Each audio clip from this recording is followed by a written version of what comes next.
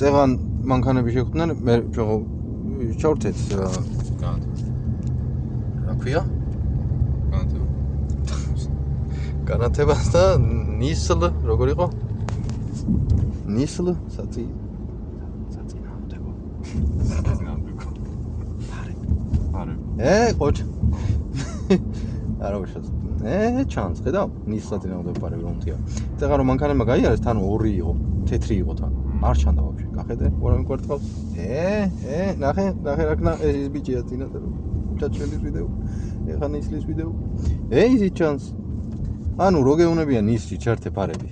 ჩართე ნისში პარები.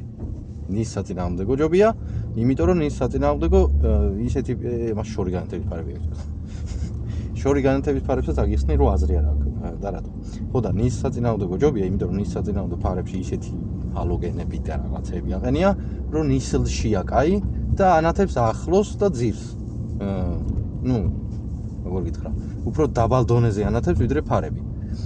ეგრე გვიან რო არ გამოჩნდა როგორც ეს მანქანა. ამიტომ ბიჭო უფრო მოემატებანი. გვიან რო არ გამოჩნდა, ვიღაცა შეანაც. აკეთარჩი. ხო და შორი განათების პარებს რატო არ აქვს აზრი? შორი განათების პარები ანათებს მაღლა და ნისლი არის რა? ჰაერში წყლის ნაწილაკები, ხო? და ის დაფრინა ხარ, ანუ ღრუბლებში დავდივართ ახლა იდეაში.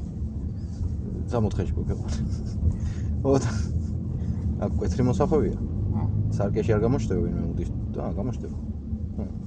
მე ერთი მანქანა მოდის იქ. უხვი და მარჯვენა მხარეს დარჩი პროსტო. ანუ შორი განათების პარებს არ თავი, იმიტომ რომ შორი განათების პარები გაგინათებს ზემოთ. რაც უფრო ზემოთ გაანათებ შენ, იმიტომ რომ სახეში მოგანათებს ეგ წყალს რომ მიანათებ ხო ირეკლავს.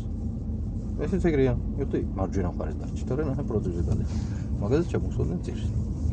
სარკეში ნახე რომ ხელად გილი. ეგ როცა სწორად ხარ მაშინ შემოწმე.